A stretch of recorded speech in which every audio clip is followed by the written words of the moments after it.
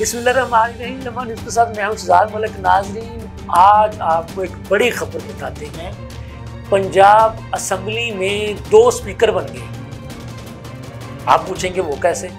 जी वो ऐसे कि कल जब वज़ीर आला पंजाब मोहतरमा मरीम नवाज साहिबा ऐवान से ख़िताब कर रही थी तो उस वक़्त अपोजिशन ने बहुत ज़्यादा शोर शराबा किया और शोर शराबे के नतीजे में स्पीकर पंजाब असम्बली ने अपोजिशन के 11 अरकान असम्बली की ऐवान में दाखिले पर पाबंदी लगा दी थी।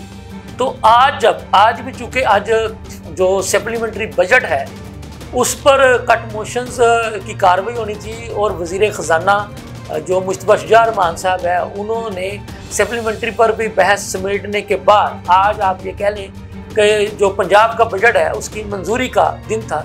लेकिन आज जब के चूँकि कल के वाक़े के बाद स्पीकर ने अपोजिशन के 11 अरकान की असम्बली में दाखिले पर पाबंदी आयद कर दी थी, तो उस वजह से आज अपोजिशन लीडर मलिक अहमद खां बच्चर साहब की क़यादत में PTI के मुअत्तल अरकान और जो वो लोग जिनकी रुकनीत ऐवान में दाखिले पर मुअत्तल नहीं की गई थी वो इकट्ठे हुए और उन्होंने पंजाब असम्बली का जो मरकज़ी दरवाज़ा है जो कि ड्यूटी फ्री शॉप की तरफ उसका रुख होता है वहाँ पर इन्होंने आज अपनी असम्बली लगा ली।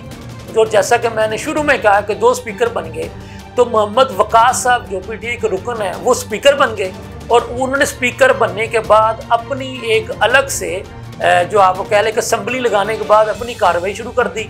तो उसमें फिर उन्होंने सबसे पहले जो है जो स्पीकर मलिक अहमद खान साहब की तरफ से जिन 11 अरकान पर ऐवान में दाखिले पर पाबंदी लगाई गई उसकी मजम्मत की गई और मुतालबा किया कि जी इस पाबंदी को हटाया जाए, वापस लिया जाए। अच्छा, तो उन्होंने फिर अपनी इस कार्रवाई को जारी रखा। इस दौरान आप कह लें कि उन्होंने नारेबाजी भी की। इस मौका पर उन्होंने अपनी पार्टी के परचम भी जो है वो उठाए रखे थे। तो सिक्योरिटी के भी सख्त इंतजाम जो है वो इस मौका पर किए गए थे और आप कह लें कि जो कैदियों वाली जो गाड़ी थी वो भी असम्बली के बाहर खड़ी कर दी गई थी। तो इस दौरान जो है वो जो असल जो ऐवान है जो पंजाब असम्बली का वहाँ भी इजलास शुरू हो गया स्पीकर मलिक मोहम्मद अहमद खान साहब की सदारत में। तो उन्होंने जो 11 जो अरकान थे जिनकी उन्होंने ऐवान में दाखिले पर पाबंदी लगाई थी वो उन्होंने पढ़कर बताया कि इन लोगों पर मैंने पाबंदी आयद की और किन वजूहात की बिना पे की है वो बताई। तो राना आफ्ताब साहब ने इस मौका पर पॉइंट ऑफ ऑर्डर पर बात करने की इजाज़त मांगी, उन्होंने इजाज़त नहीं दी। तो जो वो PTI के वो लोग जिन पर पाबंदी नहीं थी जो असम्बली के अंदर जा सकते थे उन्होंने फिर ऐवान की कार्रवाई का बाइकाट कर दिया और वो भी कार्रवाई का बाइकाट करने के बाद अपने वो दोस्त जो बाहर उनके जो खड़े थे गेट के बाहर उनके साथ इज़हार यकजहती के लिए वापस आ गए। तो फिर उन्होंने अपनी असम्बली का जो इजलास जो है वो अलग से जारी रखा और उस दौरान जो असल असम्बली है उसमें जो है वो कार्रवाई जो है वो होती रही और कट मोशंस पर आप कल के तो आपको पता है वो अपोजिशन की थी लेकिन अपोजिशन बाइकाट करके बाहर आ गई। तो वो नहीं, फिर जो वैसे जो एजेंडे की कार्रवाई थी वो जारी रही लेकिन अपोजिशन वाले जो है वो गेट पर खड़े रहे और वो मुसलसल यही कहते रहे कि जब तक हमारे जो 11 अरकान हैं इनको ऐवान में दाखिले की इजाज़त नहीं दी जाएगी हम इसी तरह से गेट पर अपना इजलास जो है वो जारी रखेंगे और अपना एहतजाज भी जारी रखेंगे। इस मौका पर अपोजिशन लीडर जो है मलिक अहमद खान बच्चर साहब का ये कहना था कि हमारे अरकान पर बिला ज़रूरत पाबंदी लगाई गई है जिसका कोई जवाज़ नहीं बनता था।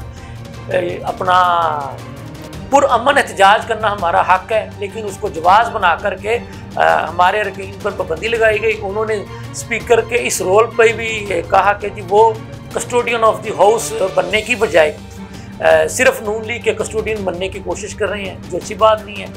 तो बहरहाल ये आप कह लें कि असम्बली के अंदर भी असम्बली लगी रही और असम्बली के गेट पर भी असम्बली लगी और खूब नारेबाजी होती रही।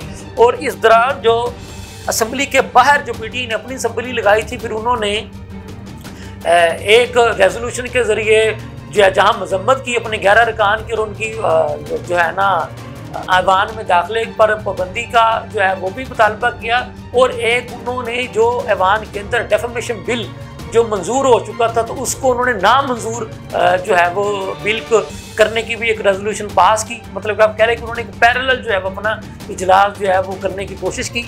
ताज़ा तरीन अपडेट्स के साथ हम आपको बताते रहेंगे। तो इसके साथ ही मुझे इजाज़त दीजिए। अल्लाह हाफ़िज़।